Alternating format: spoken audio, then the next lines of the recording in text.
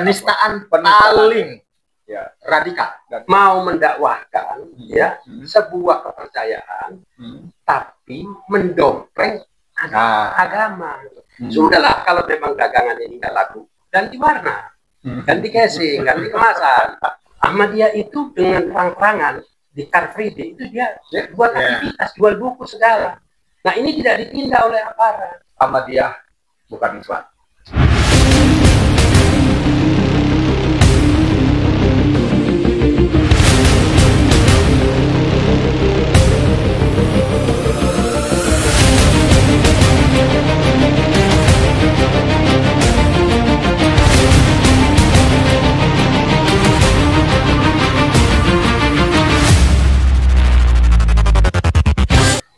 Bismillahirrahmanirrahim. Assalamualaikum warahmatullahi wabarakatuh. Assalamualaikum warahmatullahi wabarakatuh. Teman-teman sekalian, saya di Mulyadi, Bang Edi Channel, tapi ini kita lagi keroyokan. Di ujung siapa punya? Ari Official. Yang Ibu? Esi Channel. Ini tengahnya lagi? Yusuf Banta Channel. Waduh, ini mesti dihapus yang tengah. Terus itu garis official. Lalu sebelahnya Mimbar Tub. Sebelahnya lagi lawan oligarki. Popole. Itu yang paling gede. Masya Allah, ternyata keren deh. Ya teman-teman sekarang kita hari ini ngumpul, walaupun agak nyimpal dari isu-isu yang sekarang sedang bikin bukan kening berkerut lagi, bikin pondok dan marah-marah. Ada soal ijazah palsu, ada pemakzulan, ada Raja Ampat, lalu Aceh ya. Oke, kali ini tapi tetap penting karena ini menyangkut soal akidah kita ya. Kita bicara soal Ahmadiyah ya, sebuah sekte agama yang sejak 2008 minimal ya. Tahun 2008 ada surat surat keputusan bersama SKB ya. Antara Menteri Agama, Jaksa Agung, dan Menteri Dalam Negeri Republik Indonesia tahun 2008. Itu intinya, gampangnya secara singkat, menetapkan bahwa Ahmadiyah adalah ajaran sesat dan menyesatkan. Gampangnya begitu. Ya. Sebelumnya, jauh sebelum itu, tahun 85 juga Profesor Dr. Hamka, juga sebagai Ketua MUI, dan Pak Kafrawirga sebagai Sekjen juga sudah bikin fatwa. Nah, saya mendesak Ketua Bidang Kajian Fazlul Fikri Dewan Dakwah Islam Jakarta Pusat, Kiai Haji Deden Romli Komarudin. Sehari-hari aktif di selain jabatan tadi apa? Ngajar, prodi, ketua prodi ya? Ketua program studi ya. Penyiaran di sebuah universitas Islam. Dan di ujung sekarang termasuk yang paling berbahaya dan sebaiknya tidak banyak ngomong. Karena begitu ngomong Pojokin gitu. Karena begitu ngomong di belakangnya orang akan ikutin, makanya mesti irit ngomong. Waktu kita ngomong begitu serang gitu kan bahaya. Untungnya bukan tipe-tipe itu. Saat itu semangat sehat ya. Alhamdulillah dulu. Kalau nggak nanti kita diusir. Oke teman-teman sekalian, sebagai pengantar begini, sebetulnya pada Juni kemarin, awal Juni tanggal 3 itu IAIN di Manado itu menggelar acara, judulnya saya menyebutnya provokatif nggak ya, itu menggelar acara bedah buku, judulnya Menyingkap Tabir Kebenaran Ahmadiyah. Ini kalau saya sebagai wartawan, saya menilai judul ini judul jualan. Nah, jualannya menyingkap kebenaran. Karena memang selama ini nggak ada benar-benarnya ajaran itu, tapi dia jual seperti itu. Nah, kemudian sejumlah tokoh dan ormas Islam berkeberatan. Menulis surat ke MUI, kalau nggak salah MUI Manado. Lalu MUI Manado setelah mempelajari, bahkan MUI Sulawesi Utara ya, bikin surat kepada rektor, karena diselenggarakan di IAIN. Rektornya rencananya Profesor Dr. Ahmad Rafi ini akan memberikan keynote speaker.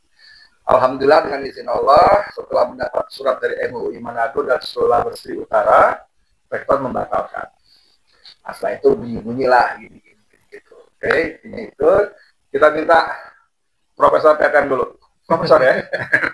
Enggak, Ustaz, gimana ceritanya gimana? Ini orang ini banyak bergelut soal Fazlul Fikri ya, soalnya ya, pertarungan pemikiran termasuk soal-soal seperti ini.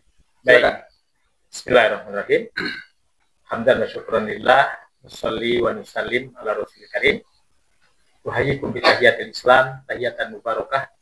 Assalamualaikum warahmatullahi wabarakatuh. Waalaikumsalam.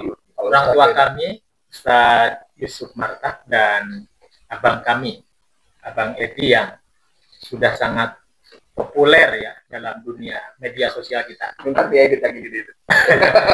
Lanjut. Saya mendapat amanah diundang secara khusus ya untuk bisa hadir dalam forum Bakorpa.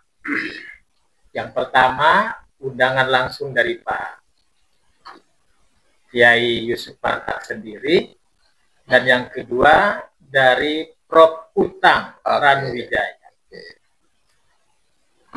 Sehubungan dengan apa yang kami geluti selama ini, yang pertama di bidang kajian dan Ghazul Fikri Dewan Dakwah Islam Indonesia, juga sebagai Ketua Komisi Akidah Dewan Hizbah Pimpinan Pusat Persatuan Islam.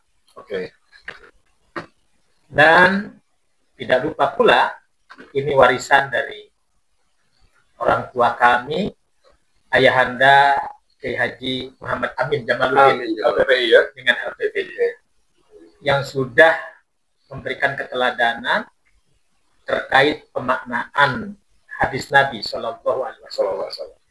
La tazalu ta'ifatun min ummati dohirina ala haq la yadurruhum man hodalahu hatta ya'tiyallahu bi amri. La tazalu ta'ifatun min ummati, bahwa dunia ini atau bumi ini tidak akan pernah sepi dari berbagai perhelatan.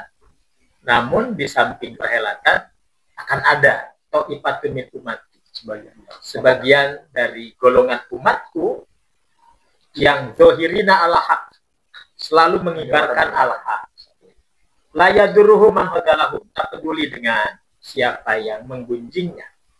Hatta ya'tiyallahu bi amri, sampai Allah datangkan hari kiamat. Maka ayat ini menjadi dorongan, hadis ini menjadi dorongan kuat bahwa siapapun umat Muhammad Shallallahu Alaihi Wasallam punya kewajiban.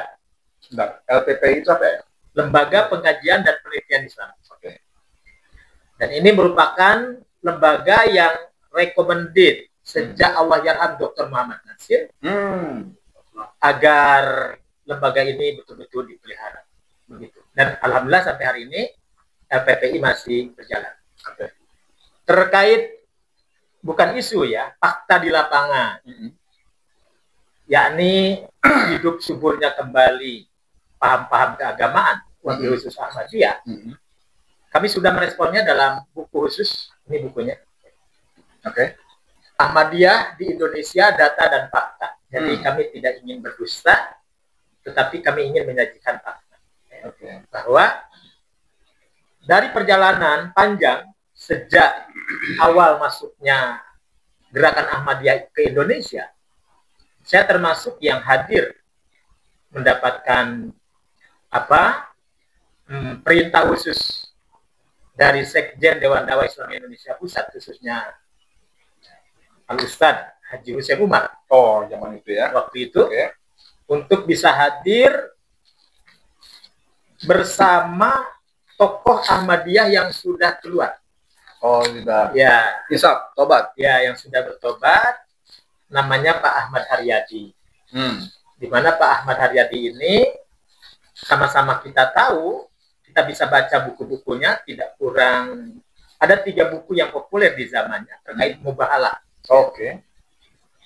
Mubahalah dan penagihan janji Ahmad Haryadi sebagai mantan Ahmadiyah terhadap Khalifah Ahmadiyah keempat yang waktu itu datang ke Indonesia.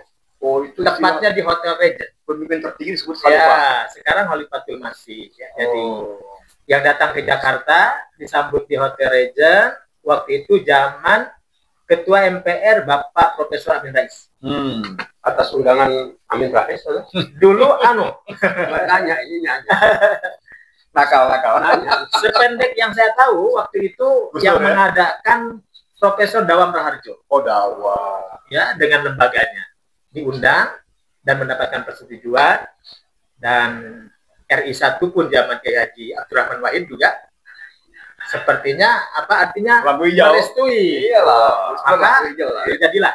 Pertanyaan saya itu siapa gitu loh Iya. kira-kira. Iya. Nah oleh karena itu saudara-saudara, waktu itu memang hampir semua tokoh-tokoh di tanah air mendapatkan undangan.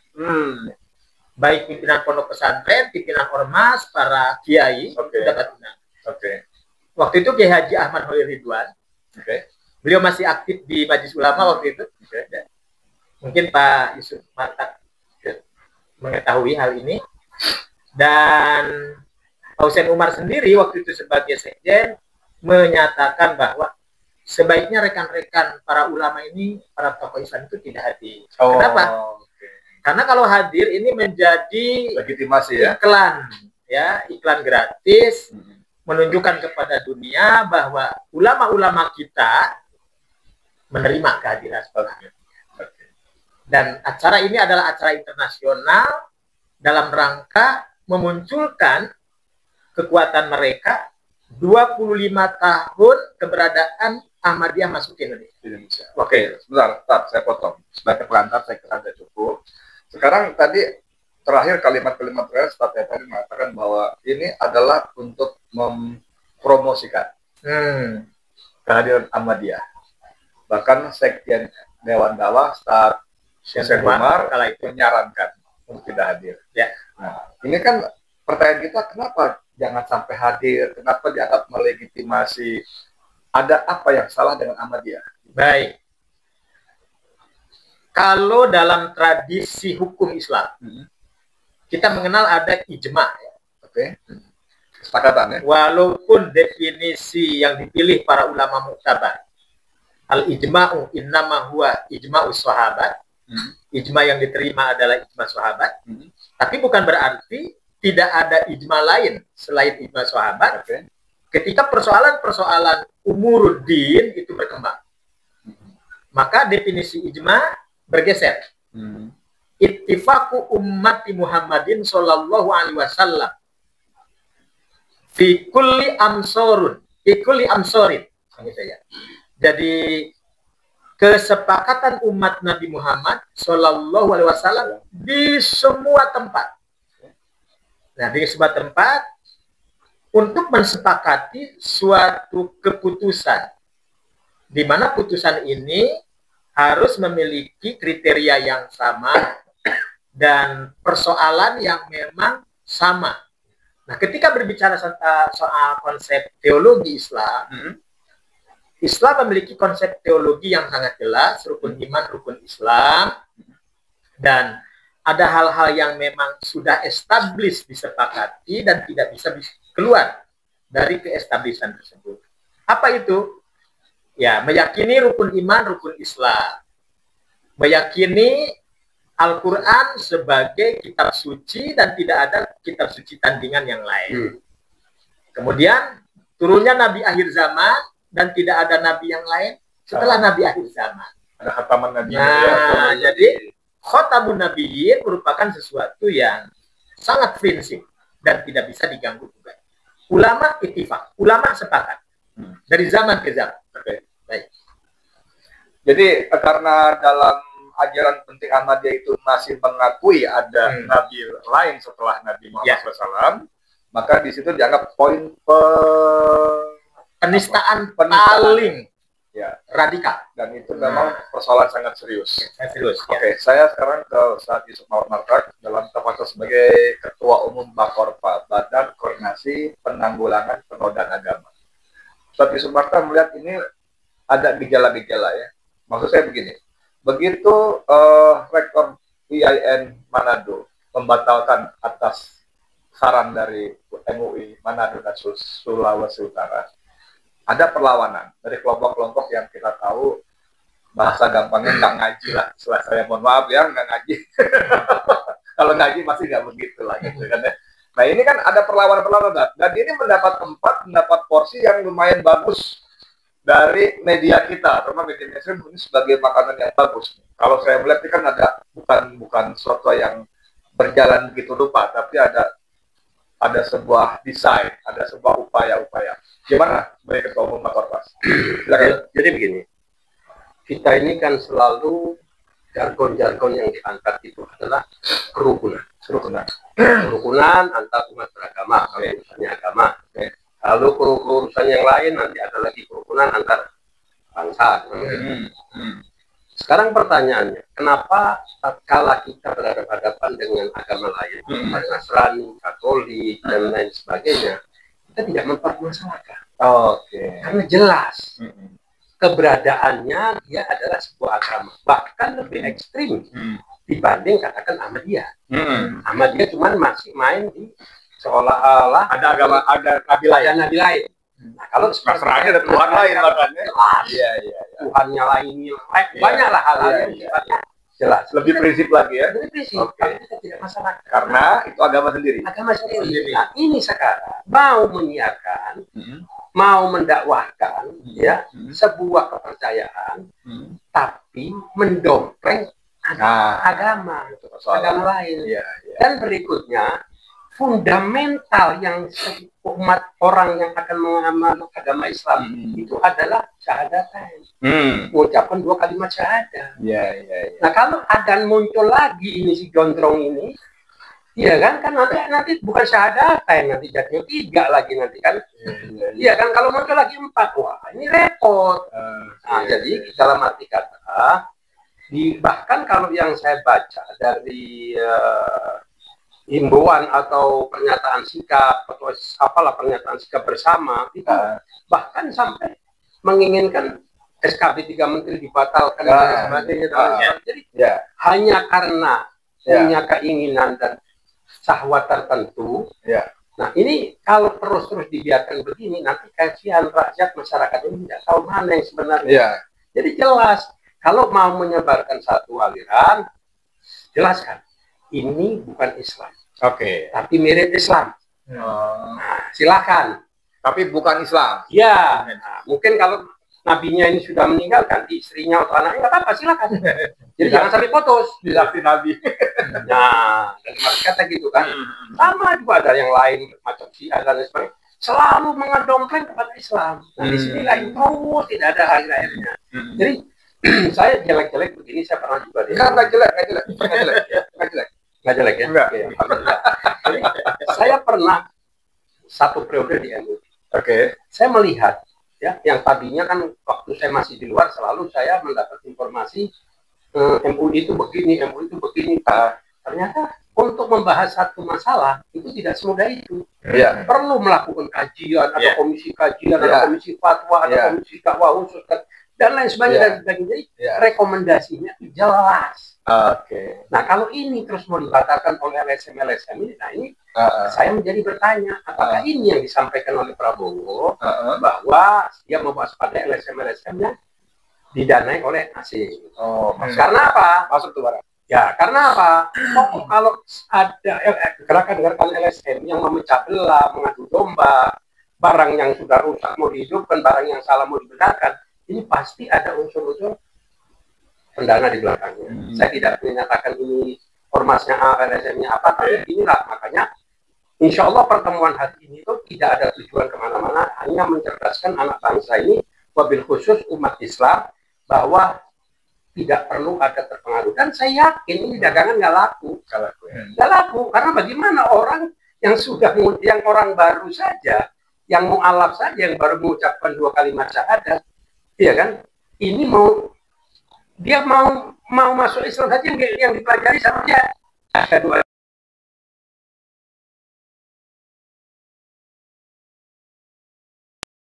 nanti dia. Tapi kalau yang sudah beragama Islam, ya saya pikir insya Allah tidak akan mudah terpengaruh. Itu menurut pendapat saya. Saya jadi kepikiran ketika Ustadz Yusuf Muhammad Martak mengatakan jangan-jangan ini salah satu yang dimaksud oleh Presiden Prabowo Subianto, ada kekuatan-kekuatan asing yang ingin memecah belah Indonesia. Bahwa Ustadz Yusuf Martak mengatakan ada sejumlah LSM yang didanai asing itu bukan isu. Itu benar, itu benar dan sudah terbukti lah banyak. Dan kalau kita buka yayasan macam Bloomberg, yayasan Amerika dalam macam itu ada daftarnya, dan mereka penerima dana itu ada. Kita bisa gampang dibuka, itu bukan rahasia. Masuk ke situsnya ketahuan donasi kemana-mana itu ada. Nah, sebagai yang Bakorpa yang memang menanggulangi penodaan penistaan agama ini. Ustadz Yusuf Marta melihat ini sebuah perjalanan yang mengalir gitu aja, atau memang diatur begitu rupa dengan tujuan-tujuan tertentu. Jadi gini, keberadaan Bakorpa itu tidak di dalam kapasitas menandingi, jawab menjawab, tapi selalu kita memberikan pemahaman, ya kan? Atau kalau yang agak mereka salah, kita lakukan counter, karena semua ini ada dasarnya. Ya, contoh misal tentang Ahmadiyah. Ini dari mulai awal fatwa MUI tahun 2005. Terus keputusan bersama Menteri Agama, SKB 3 Menteri. Ya. Terus ada keputusan konferensi organisasi Islam sedunia. Ya, Robito Alamiah. Ya. Keputusan Munas Alim Ulama se-Indonesia tahun 1980. Yang berikutnya Muktamar kelima NU di Pekalongan. Iya, tahun 1930 ya. 1930. Iya. Nah, terus berikutnya pada tanggal 15 Juli 1928 ini dari Muhammadiyah nih. Hofbestur Muhammadiyah mengeluarkan deklarasi. Bahkan mengancam warga Muhammadiyah kalau terpengaruh dengan Ahmadiyah akan dikeluarkan dari organisasi. Nah, jadi sudah jelas. Jadi apalagi yang mau coba-coba disiasati. Sudahlah kalau memang dagangan ini nggak laku. Ganti warna, ganti casing, ganti kemasan. Iya kan? Ganti kemasan. Kalau sudah ganti kemasan, ya silakan. Kita tidak dalam kapasitas untuk menyalah-nyalahkan atau menganggap mereka salah. Tapi kalau menganggap kita benar, inna dina indallahi Islam. Di mata Allah saja, Allah menyatakan bahwa agama itu hanya yang benar adalah Islam. Jadi ya itulah yang kita ini agar apa? Tidaklah terjadi terus menerus begini. Sedikit lagi.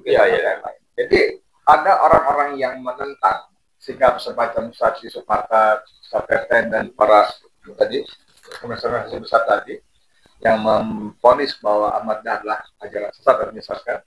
Bahkan Muhammadiyah jelaskan mengatakan kalau anggotanya terpengaruh terindikasi silakan keluar, gitu kan?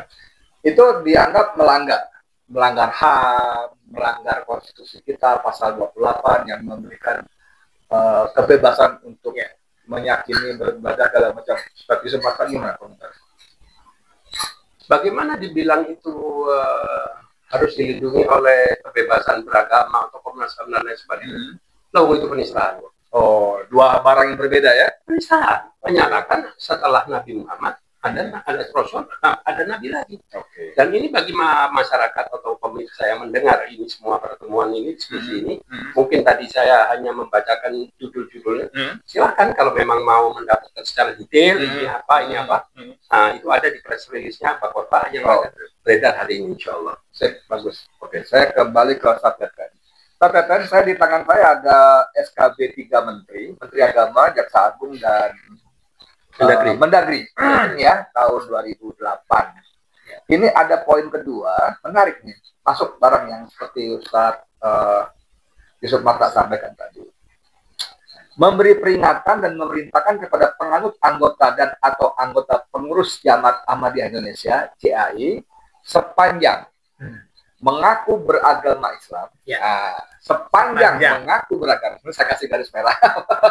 Untuk menghentikan penyebaran penafsiran kegiatan yang menyimpang dari pokok-pokok ajaran agama Islam, yaitu penyebaran paham yang mengakui adanya Nabi dan segala ajarannya setelah Nabi Muhammad SAW. Jadi ini juga sebenarnya SKB ini menurut saya cukup longgar ya. Anda silakan dengan itu asal tidak mengklaim bahwa Anda beragama Islam. Ini ajaran Islam. Gimana sebenarnya? Baik. Dalam kacamata hukum Islam, hadirnya kekuasaan dalam mengawasi lalu lintas ideologi yang berkembang. Terlebih, falsafah negara kita adalah menjunjung tinggi nilai-nilai ketuhanan yang Maha Esa dan Undang-Undang Dasar 45. Jadi melakukan satu semacam aturan, mengadakan semacam aturan yang melakukan pelarangan terhadap mereka untuk tidak menyebarkan, untuk tidak mempengaruhi orang banyak, atau mungkin memproklamirkan diri. itu saya pikir sebagai bukti dalam kacamata hukum Islam itu sadud dariahnya. Apa itu? Sadud dariah itu artinya bentuk kewaspadaan. Bentuk kewaspadaan pemerintah kalau memang betul Anda menyatakan diri masih Muslim, masih umat Nabi Muhammad SAW, ya tinggalkan ajaran itu. Tinggalkan. Kenapa? Karena ini akan menjadi duri dalam daging, ya. Menjadi sebuah penafsiran-penafsiran yang bukan lagi penafsiran yang sifatnya muktabar indal ulama, tetapi sudah menjadi inhirofat. Muktabar indal ulama itu bahasa kitanya apa? Ya. Muktabar indal ulama itu jumhur ulama. Kesepakatan ulama. Baik kalangan ulama klasik dari zaman sahabat tabi'in atau ulama-ulama yang mengikutinya. Di kontemporer ya? Iya, termasuk ulama-ulama kontemporer yang mengacu kepada pandangan-pandangan ulama muktabar. Saya pikir apa yang disampaikan oleh Ustaz Yusuf Marta itu sudah sangat jelas. Majma' Fikih Islami, organisasi konferensi Islam. Memang betul, kalau mereka menyajikan isu hak asasi manusia, mengapa harus dilarang-larang? Ini adalah hak asasi manusia kami. Jangan salah, organisasi konferensi Islam pernah memprotes HAM PBB tahun 48, Declaration Human Rights, ya. Tahun 1990 di kota Paris, diwakili oleh dunia Islam, pakar-pakar hukum internasional hadir, ya, dan menyatakan bahwa keberatan negara-negara Islam apabila HAM PBB ini diterapkan membabi buta secara liar tanpa memperdulikan budaya, agama, negeri tertentu yang menerapkan hukum-hukum tertentu yang tidak sesuai dengan kebebasan. Nah, oleh karena itu muncul apa yang disebut dengan hak asasi manusia partikular. Jadi HAM partikular inilah yang seringkali para praktisi hukum kita melupakan atau pura-pura lupa, gitu ya. Padahal ini sangat penting. Dan ini pula yang menjadikan dalil kami di Dewan Dakwah Islam Indonesia, dan saya sebagai ketua komisi akidah Dewan Hizbah Pusat Persatuan Islam. Dari satu sisi dalil-dalil syar'i, hujah syar'iyah sudah cukup, dalil-dalil qanun, dalil-dalil hukum yang memang mendapatkan pelindungan negara sudah cukup. Tidak ada alasan mengakui mereka sebagai bagian dari Islam, tidak ada alasan. Ustaz Yusuf Marta, sebagai closing barangkali, saya mau tanya. Walaupun Bakorpa ini kan dibuat untuk bukan untuk apa sih istilahnya, pokoknya untuk mengatasi lah penodaan penista. Tapi kan ini cuma sebuah organisasi yang nggak punya kekuatan eksekusi. Kata beliau tadi, tetap negara yang punya peran, ya, yang bikin. Nah, sekarang mungkin selain mengadvokasi kalau perlu masuk jalur hukum segala macam, ada nggak harapan dari Bakorpa supaya kita tuh nggak disibukkan PR-PR seperti ini loh. Banyak persoalan lain yang juga penting. Jadi kita nggak ada Indonesia seperti ini. Jadi pemerintah tuh mesti bagaimana? Kalau tegas seperti apa sehingga kita sudahlah. Ini memang bukan kalau mau begitu ya silakan, tapi jangan bawa Islam. Ada nggak harapan dari Bakorpa? Jadi gini. Tadi kan saya sudah menjelaskan bagaimana proses MUI tatkala mengambil keputusan. Tidak semenang-menang, tidak semudah itu melalui proses yang cukup panjang dengan kaji-kajian. Nah, Bakorpa ini didirikan oleh tokoh-tokoh, ya, memang tidak ada kaitan sama itu. Tapi di dalam organisasi Bakorpa ini didirikan dengan akta notaris yang jelas semuanya. Itu adalah oleh Profesor Utang Karunwijaya. Tokoh MUI juga ya? Saat itu saya lupa posisi, kalau nggak salah kajian. Ya, bukan ketua kajian. Itu belum kali ya. Sekarang dia ketua ya. Sekarang kan ketua kajian khusus ya. Di atas ya. Di atas ya. Oke. Sekarang naik ya. Struktur hariannya. Di situ ada Profesor Muhammad Baharun. Dia adalah ketua kaji dan hukum lah kurang lebih gitu ya. HAM dan hukum. Ada Anton Tabah, almarhum. Di situ ada lagi Profesor Musril. Terus ini saya sebutkan tokoh-tokohnya dulu nih. Terus ya pasti tidak tertinggal pasti Bang Edi Mulyadi. Ada Edi Mulyadi, ada Profesor Abdul Khair Ramadan. Ada saya sendiri. Jadi ada Fahmi Salim. Jadi ini bukan organisasi yang tiba-tiba muncul untuk bicara, enggak. Nah, apa yang dilakukan oleh Pak Korpa saat ini sudah membentuk divisi-divisi, divisi pengkajian, divisi penelitian, divisi evaluasi, sampailah kita mengeluarkan satu statement atau mencetak buku-buku dan lain sebagainya. Jadi ini bukan aba-aba. Jangan hanya cuma nanti urusannya agama ini ikut, agama ini ikut, enggak. Ini kita bukan LSM yang begitu. Kita mengawal akidah umat Islam. Bagaimanapun juga kalau kita membela agama Islam, Allah akan membela kita. Itu kewajiban kita lah sebagai umat Islam, ya kan? Nah, jadi itulah kalau yang tadi pertanyaannya Bang Edi, apa kiat khususnya? Ya itu tadi. Ada harapan nggak pada pemerintah? Nah, dia eksekutornya. Pasti kita tidak akan masuk kepada wilayah-wilayah yang memang tidak ada kejelasan. Nah, mengenai Ahmadiyah jelas tadi sudah saya sebutkan satu-satu. Ya, itulah yang makanya kalau ada contoh begini, saya kasih bocoran. Ahmadiyah itu dengan terang-terangan di Car Free Day itu dia buat aktivitas, jual buku segala. Nah, ini tidak ditindak oleh aparat. Nah, bahkan dia beri seminar. Yang saya bingung sekarang seminar-seminar diadakan di universitas yang jelas kaitannya dengan Islam. Aduh ya emang biasa. Makanya ini yang saya nggak ngerti apa pertanyaan, apakah saya ini perlu belajar sama profesor-profesor sana atau profesor belajar dengan saya? Dengan kita ini kan jadi bingung kita, iya kan? Mestinya yang begitu-begitu janganlah dinamakan bunyi ilmiah. Ya ilmiahnya bagaimana? Ilmiah kalau hanya by paper. Ini ada fisik, ada makhluk yang dinyatakan sebagai nabi kan? Ya.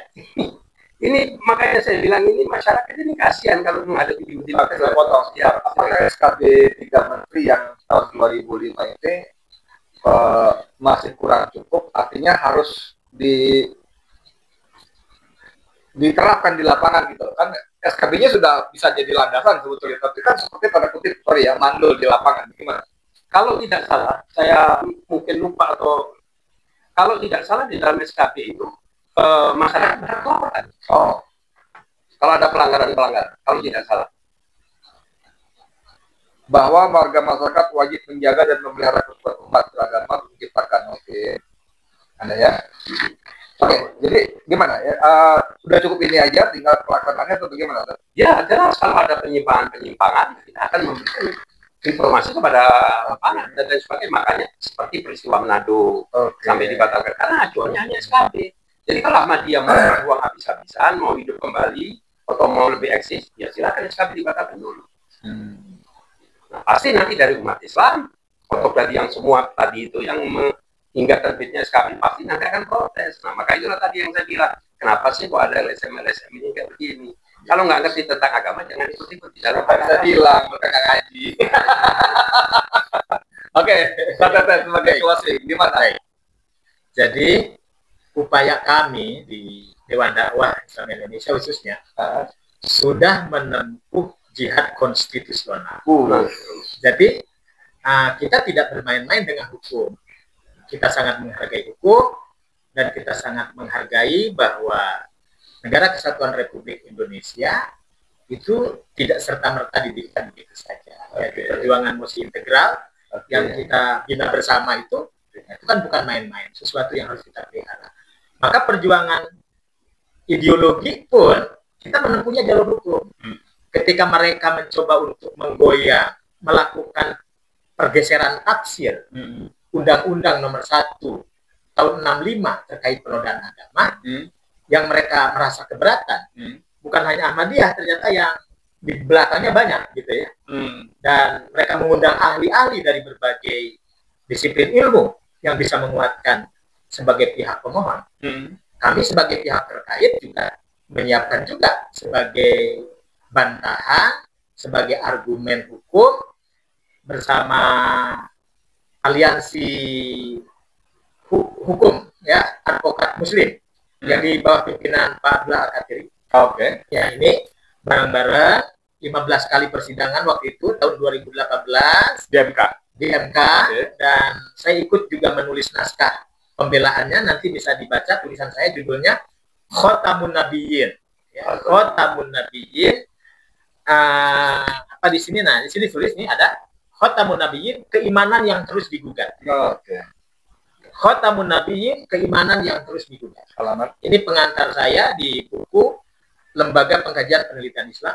Ini bisa dibaca Dan ini sangat lengkap, termasuk siapa-siapa saja di antara kaum akademis hari ini yang melakukan pembelaan. Dengan alasan siapapun yang masih membicarakan Ahmadiyah itu di luar Islam, ketinggalan lah, kurang baca lah, kurang piknik lah, kurang apalah. Saya pikir ini siapa yang kurang piknik, siapa yang kurang literasi. Saya pikir, silahkan. Kami sudah menyusun buku ini, mungkin bisa dijadikan pertimbangan. Ya, jadi ini Ahmadiyah di Indonesia, data dan fakta. Bahkan untuk mengetahui bagaimana sejarah awal bisa masuknya, kita juga menuliskan di sini ada sejarawan muda nih dari Persatuan Islam juga, Tiar Anwar Bahtiar. Juga memberikan beberapa pandangan. Sejak kapan Ahmadiyah disesatkan dan disurutkan oleh MUI ya? Ya, betul. Tertulis juga. Cukup? Ya, cukup. Teman-teman sekalian, saya kira obrolan kita sudah mengerucut dan sering kelompok sebelah sana yang nggak ngaji atau minimal kurang ngaji itu sering menjadikan HAM, kebebasan berkeyakinan, berpendapat sebagai landasan untuk sak mau-maunya, ya kan? Tadi Sapi Sumatra mengatakan, iya, nggak apa-apa kalau kalian memang bukan Islam. Kita nggak ganggu-ganggu. Jangankan cuma mengaku ada Nabi selain Nabi Muhammad. Ada Tuhan lain selain Allah juga silakan saja. Bahkan Nabi kita dibilang Tuhan nggak apa-apa, asal bukan agama kita kan, ya kan? Karena kan gitu kan, masalahnya kan begitu. Nah, saya ingin sebagai penutup, saya ingin lagi mengutip dalam poin menimbang dari SKB 3 Menteri ini, ya, dalam menjalankan hak dan kebebasannya, kata di sini, ya, dalam pertimbangannya. Dalam menjalankan hak dan kebebasannya, setiap orang wajib menghormati hak asasi orang lain dalam tertib kehidupan bermasyarakat, bangsa dan bernegara, serta tunduk pada pembatasan yang ditetapkan dengan undang-undang. Jadi kebebasan kita dibatasi oleh kebebasan orang lain.